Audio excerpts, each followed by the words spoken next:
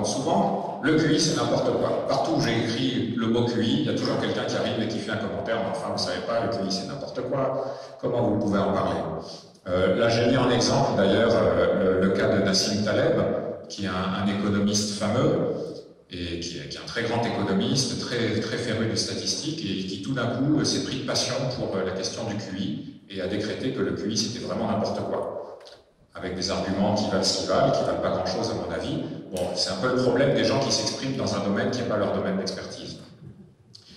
Alors, qu'est-ce qu'on peut en dire? Bon, d'abord, le QI, c'est n'importe quoi, ça arrive sous plein de formes différentes. J'en ai dénombré une dizaine de variantes que je vais couvrir tour à tour. Donc, voici les différentes variantes. Le QI n'est pas fiable, il suffit de s'entraîner pour augmenter son QI, c'est bien la preuve que c'est n'importe quoi. Les intelligences sont multiples, donc on ne peut pas faire juste un score. Le QI ne mesure qu'une partie de l'intelligence, il ne prédit rien d'utile, il prédit moins la réussite que la motivation et le travail.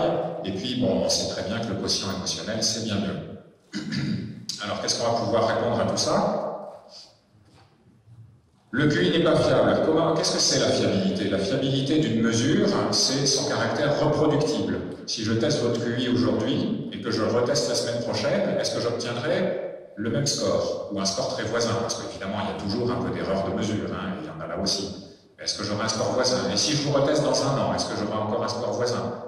Si on a une vraie notion d'intelligence générale qui est intrinsèque à la personne, ça devrait être une propriété assez stable de la personne. C'est pas quelque chose qui va changer comme ça, qui va fluctuer en fonction de l'humeur et de la météo.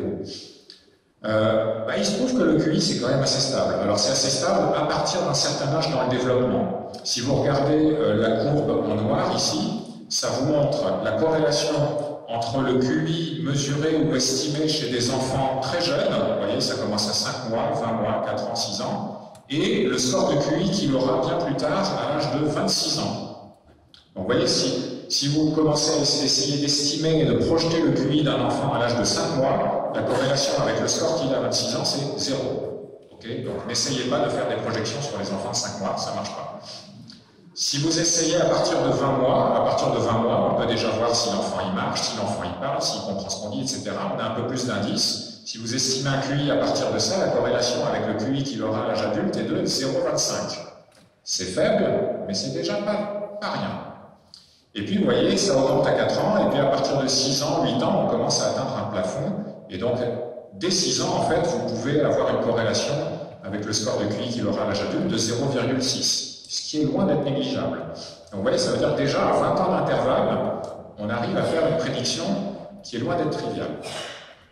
Mais on peut continuer bien au-delà de ça. On a cette étude écossaise où ils ont testé le QI de toute une population lorsqu'ils avaient 11 ans, et c'est sur l'axe des X. Et puis ils les ont retestés 69 ans plus tard lorsqu'ils avaient 80 ans, c'est sur l'axe des Y. Et vous voyez qu'on a une corrélation qui est quand même loin d'être déraisonnable. Alors évidemment, il y a de la dispersion au-dessus, parce que d'une part, il y a de l'erreur de mesure, toujours, mais aussi parce que vous imaginez, en 69 ans, il s'en passe des choses. Il y a des gens qui ont des accidents, il y a des gens qui ont des maladies, et évidemment, ils vont avoir une chute énorme de leur capacité cognitive. Et puis, il y a des gens aussi qui progressent vers le haut, il y a des gens qui ont une enfance difficile, et puis qui vont s'épanouir beaucoup plus tard à l'âge adulte, il y a des gens qui vont reprendre des études supérieures plus tard, etc. Leur QI peut augmenter. Mais quand même, vous voyez à quel point c'est stable, à 69 ans d'intervalle. Réfléchissez, qu'est-ce qu'il y a d'autre chez un être humain qu'on peut mesurer qui va avoir la même fiabilité à 69 ans d'intervalle, à part la taille? Il n'y a pas grand-chose. Donc cette fiabilité est tout de même assez remarquable et ça vous suggère quand même qu'on est en train de mesurer quelque chose qui est vraiment une caractéristique stable et fiable de la personne. Alors, est-ce qu'il suffit de s'entraîner pour améliorer son QI? C'est sûr que si on s'entraîne à un test, on améliore ses scores. D'autant plus si on se fie aux tests qu'on voit sur Internet. Alors sur Internet, c'est facile, vous avez 20 petits exercices à faire, 20 questions. Oui, c'est facile d'apprendre les réponses aux 20 questions par cœur. Et donc là, vous pouvez exploser tous les scores, mais ça ne peut strictement rien dire. Sur les vraies batteries de tests de QI, qui ont beaucoup plus que 20 questions, c'est quand même beaucoup plus difficile de s'entraîner et de tout apprendre par cœur. Mais évidemment, il y a des effets d'entraînement, comme dans tous les tests.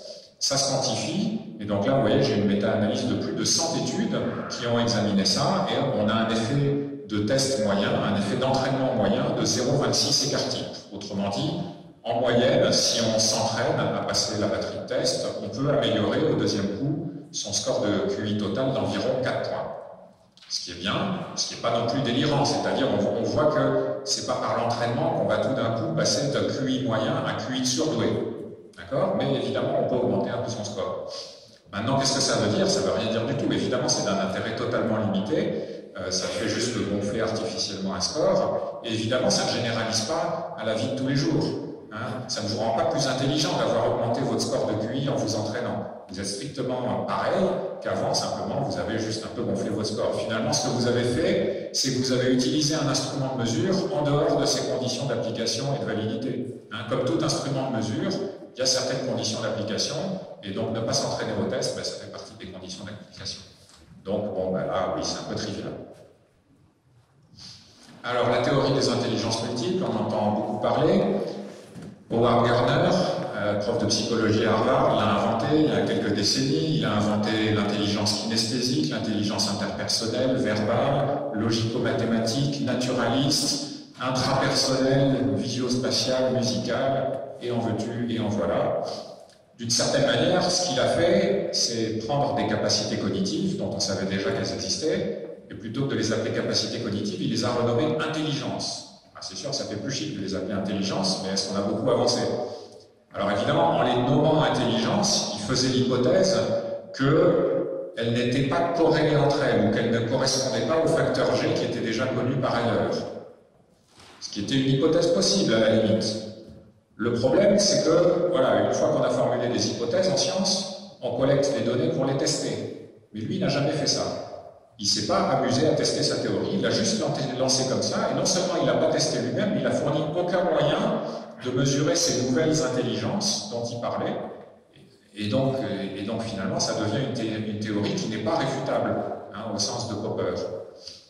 Et par contre, les gens qui, eux, ont essayé de tester sa théorie, qui ont construit des tests pour mesurer l'intelligence naturaliste, musicale, etc., finalement, ce qu'ils ont trouvé, c'est que ces capacités cognitives, elles sont aussi corrélées entre elles et elles sont aussi corrélées au facteur G. Donc finalement, ce qu'a identifié Gardner, c'est pas très nouveau par rapport à ce qu'on savait déjà. Mais ça sonne bien. C'est une théorie qui est très séduisante, qui séduit beaucoup les enseignants notamment, parce qu'elle a un aspect très démagogique finalement. Ça permet de dire chacun est intelligent à sa manière. Oui, c'est gentil, mais bon, en fait, tout le monde n'est pas égal non plus, il faut bien le savoir. Donc, en tout cas, ce qu'il faut en retenir, c'est que cette théorie n'a aucune validité scientifique et elle ne remet absolument pas en cause la théorie de l'intelligence générale qu'on doit à Spearman et le facteur G.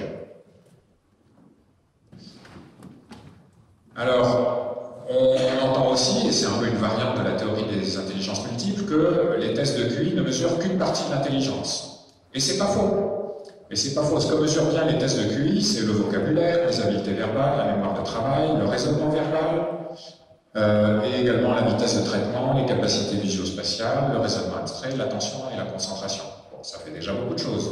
Mais il y a aussi tout un tas de fonctions cognitives qui sont pas du tout couvertes par les tests de QI. Vous voyez, bon, tout ce qui est mathématiques abstraites, c'est pas couvert au-delà de l'arithmétique. Les fonctions exécutives sont peu mises en jeu dans les tests de QI. Capacité motrice et sensorielle, un petit peu, mais pas beaucoup.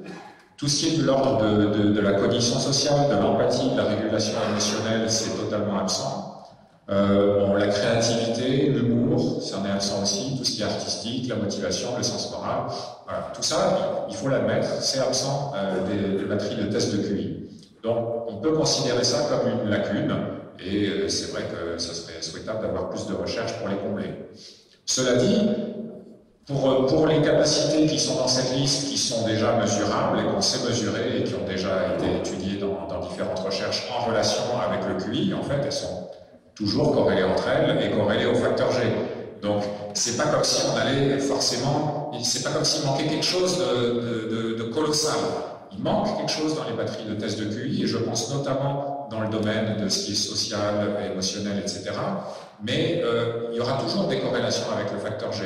Donc, si on arrivait à faire une batterie de tests de QI vraiment complète, qui sondait toutes les fonctions cognitives de l'être humain, ça serait certainement mieux, et ça permettrait, si vous voulez, d'améliorer notre estimation du facteur G. Mais ça ne changerait pas radicalement la face du monde. Alors après, la question de Le QI, c'est bien, mais ça mesure surtout la capacité à passer des tests et à les réussir. Mais finalement, dans la vie réelle, ça n'a aucun impact particulier. Donc là, c'est un peu la question de la validité externe de cet instrument de mesure. Est-ce que ça prédit quelque chose ailleurs dans la vie réelle? Oui, bien sûr. En premier lieu, les résultats scolaires. N'oublions pas que lorsque Binet avait construit les premiers tests d'intelligence, son but explicite était d'essayer de prédire la réussite ou plutôt l'échec scolaire de certains élèves. Donc ils ont été conçus pour ça, et donc c'est pas étonnant qu'ils prédisent bien les résultats scolaires, même 100 ans plus tard. Là, je vous montre les données d'une étude particulière, mais on a des centaines et des milliers d'études. Donc ça, c'est des études c'est des données de l'éducation nationale en France qu'on a analysées dans mon équipe. C'est le panel 2007 de l'ADEPE. Et donc, vous voyez sur l'axe des X les scores de QI d'élèves qui étaient en 6e et les notes qu'ils ont eues au brevet des collèges 3 ans plus tard. Et donc, vous voyez, on a à nouveau une belle corrélation. Évidemment, avec toutes les exceptions que vous pouvez imaginer. Bien sûr, vous allez trouver un élève qui avait mal fait le test d'intelligence, mais qui a réussi brillamment au brevet, et vous allez trouver un élève qui avait un super score d'intelligence, il était surdoué, et puis il a eu une mauvaise moyenne au brevet. Bien sûr, tous les cas existent. Pour des raisons qu'on peut parfaitement imaginer, parce qu'il y a plein d'autres facteurs qui interviennent finalement, à la fois dans la réussite au test et dans la réussite scolaire. Mais n'empêche que malgré les exceptions, on a cette corrélation qui est forte. Et aucune exception ne peut contredire une corrélation. Donc oui, les tests de QI prédisent bien les résultats scolaires au niveau du brevet des collèges, au niveau du bac, pour le plus haut diplôme acquis dans les études supérieures, etc. Vous pouvez prendre n'importe quelle mesure scolaire universitaire, le QI est toujours le meilleur prédicteur. Mais au-delà de la réussite scolaire, ce pourquoi le QI a été conçu, il peut prédire aussi bien au-delà. Par exemple, les revenus. Alors évidemment, bien moins, parce que finalement, le QI prédit la réussite scolaire, les études supérieures, et évidemment, les études qu'on fait ont un lien avec les professions auxquelles on a accès et les revenus auxquels on peut prétendre. Donc c'est un peu plus indirect. Mais néanmoins, in fine, il y a une corrélation. Vous la voyez ici, les scores de QI en abscisse, le revenu en ordonnée, la corrélation est faible, il y a des exceptions dans tous les sens, mais la corrélation existe quand même. Là, c'est formulé différemment. Ils ont coupé les scores de QI en 6 tranches. Et donc, on est dans les plus bas QI en haut et on descend vers les plus hauts QI en bas. Et là, on a le revenu sur les abscisses. Et donc, vous voyez qu'au fur et à mesure qu'on monte dans les tranches de QI, eh bien, la moyenne des revenus se déplace légèrement vers la droite. Mais surtout, les plus faibles revenus disparaissent, c'est-à-dire que les personnes à plus haut QI ont très peu les revenus les plus faibles. Et puis, la distribution s'étale de plus en plus. C'est-à-dire que les individus à plus haut QI ont de plus en plus de chances de pouvoir accéder à des revenus importants. C'est une corrélation faible, mais elle existe, il y a un impact dans la vie réelle. Et puis même au-delà, il y a même un lien entre le QI et tout un tas de problèmes de santé et même d'espérance de vie. Donc là, je vous donne un exemple, mais c'est pareil, on a des dizaines d'études qui montrent ça. Je vous donne un exemple sur une étude suédoise qui a été passée sur 1 million d'individus, les conscrits du service militaire suédois. Ils ont passé un test de QI à 18 ans et ils ont été revus 20 ans plus tard pour faire différentes choses. Et à cette occasion, on s'est rendu compte qu'il y en avait 15 000 qui étaient morts dans les 20 ans écoulés sur 1 million, c'est pas normal. Et donc, ce qui est intéressant, c'est quel était leur risque de mourir sur ces 20 années en fonction de leur score de QI. Donc ici, ils ont divisé les scores de QI en 9 tranches égales, avec les plus hauts QI ici, les plus faibles QI en 1. Et vous regardez les barres noires ici, ou les barres grises, et c'est le risque d'être mort dans l'intervalle. En prenant pour référence, donc ils ont pris pour référence les plus hauts QI. Donc ils les ont mis à 1. Et donc ça veut dire que si vous êtes si vous avez le QI moyen, vous avez un risque de 1,5. Donc ça veut dire que vous avez 50% de chance en plus d'être mort entre 20 et 40 ans. Et si vous avez un QI dans la tranche la plus basse, eh bien vous êtes à 2,5. Donc vous avez 150% de chance en plus, ou 2,5 fois plus de chance d'être mort dans l'intervalle. Donc oui, le QI a aussi un impact sur l'espérance de vie. Et on peut même détailler ça en fonction des causes de mortalité. Donc ici, il y en a 4 qui sont représentées. Les maladies cardiovasculaires, les accidents, le suicide et les morts d'autres causes. Et vous voyez que pour toutes les causes de décès, finalement, l'intelligence joue un rôle. Alors j'attire maintenant votre attention sur les autres barres, les barres en blanc, qui montrent le risque de mourir, mais maintenant ajusté sur le niveau d'éducation.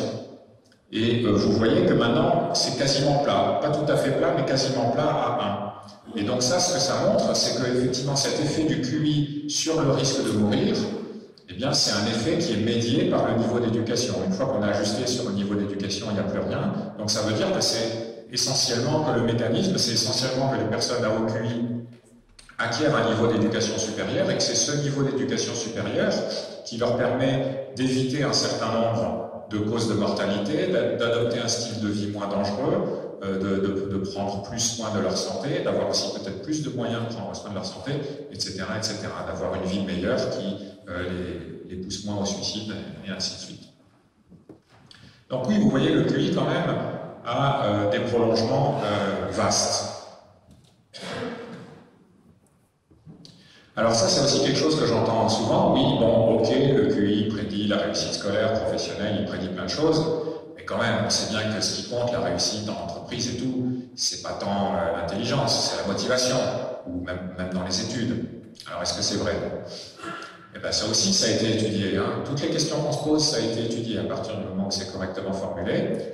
Donc là, il y a 74 études qui ont porté sur cette question du lien entre intelligence et motivation d'une part et réussite scolaire de l'autre, et qu'ils ont trouvé que, en moyenne, à travers toutes les études, la corrélation entre l'intelligence et la réussite scolaire était de 0,44 et celle entre la motivation et la réussite scolaire 0,27. Donc déjà, vous voyez, on n'est pas au même niveau. Et si on fait un petit modèle statistique un peu plus sophistiqué, où on met à la fois l'intelligence et la motivation, et on essaye de prédire ensemble la réussite scolaire, alors on remarque qu'il y a une corrélation aussi entre l'intelligence et la motivation. Évidemment, les gens qui sont plus intelligents sont plus motivés à étudier, c'est pas très étonnant. Et du coup, il y a une part de variabilité de la réussite scolaire qui est prédite par la part commune entre l'intelligence et la motivation. Ça fait à peu près 1/6 de la variabilité. Et puis sur le reste, il y a 2/3 de la réussite scolaire prédite par l'intelligence et 1/6 prédite par la motivation. Donc voilà, les gens qui affirment que la motivation est plus importante, ils ont tort. Alors, dernier échappatoire possible, est-ce que le quotient émotionnel c'est mieux? Est-ce que ça prédit encore beaucoup mieux la réussite que l'intelligence générale? C'est ce qu'ont dit certains. Donc l'intelligence émotionnelle, c'est un concept développé par Salovey et Meyer et qui a été popularisé par un autre psychologue qui s'appelle Daniel Goleman.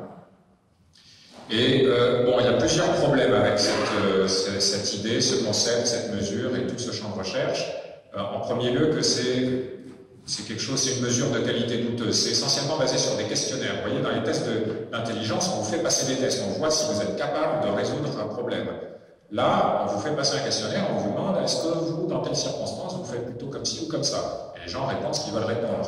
Et vous voyez, on n'est pas du tout dans le même ordre, on est plutôt dans le genre de mesure de type questionnaire de personnalité. Les questionnaires de personnalité, c'est très bien. Vous voyez, c'est pas la même chose que l'intelligence. Et puis, bon, il y a des problèmes de fiabilité, de validité, etc. En fait, ce qu'ont trouvé les gens qui ont fait des recherches sur les mesures d'intelligence émotionnelle, c'est que finalement, si on connaît les choses qui sont déjà fiables et valides sur une personne, si on connaît son quotient intellectuel, qui est quelque chose d'absolument fiable et valide, si on connaît par ailleurs ses traits de personnalité, qui est un autre construit que je ne prends pas la peine d'expliquer, mais qui est aussi quelque chose qu'on sait parfaitement bien mesurer, et bien en fait, on obtient la même information que ce que les autres mesurent avec le quotient émotionnel. Autrement dit, il n'y a pas d'intérêt scientifique à ajouter un nouveau concept de quotient émotionnel alors qu'on a déjà les concepts d'intelligence générale et de personnalité. Et puis il y a cette affirmation qui est due à Daniel Goleman, selon laquelle le QI prédit moins de 20% du succès professionnel alors que le QE prédirait plus de 80%. Et ben on lui a demandé ses sources, il y a des gens qui ont creusé, qui ont cherché, mais qu'est-ce qu'il y a derrière, d'où ça vient ce 20%, d'où ça vient de 80%, et croyez-moi, il n'y a rien. C'était juste comme ça, une affirmation à l'air sortie du chapeau. Il n'y a aucune donnée factuelle qui vienne à l'appui de cette affirmation qui n'est absolument pas crédible. Donc pour conclure cette partie, le QI c'est n'importe quoi, il faut évidemment être modeste. Les batteries de tests d'intelligence, ce ne sont qu'un instrument de mesure. Il ne faut pas sacraliser, déifier, réifier, ça n'est qu'un instrument de mesure. Donc évidemment, comme tout instrument de mesure, ça a une précision limitée. ça a un domaine de validité, ça a des conditions d'utilisation. C'est comme un thermomètre finalement. Un thermomètre, vous savez qu'il faut prendre la température ambiante à l'ombre. Et si vous la prenez au soleil, vous obtenez n'importe quoi. Et bien, les tests de QI, c'est pareil. Il ne faut pas faire n'importe quoi avec. Ça fournit une estimation fiable de l'intelligence générale qui a une vraie pertinence dans la vie réelle. Alors, le QI n'est pas parfait, mais quand même, c'est la mesure la plus fiable, la plus stable et la plus prédictive qu'on puisse faire sur un être humain. Merci d'avoir regardé cette vidéo. N'hésitez pas à la partager autour de vous et à vous abonner sur notre chaîne YouTube pour recevoir les prochaines. Nous vous rappelons également que vous pouvez retrouver le dernier numéro de la revue de l'AFIS Sciences et Pseudosciences en kiosque et sur notre boutique en ligne, ainsi qu'accéder gratuitement à tous les anciens numéros sur notre site internet afis.org et sur notre application smartphone AFIS Sciences. De plus, si vous souhaitez soutenir notre association, vous pouvez également adhérer via notamment notre site internet. Encore merci, à bientôt!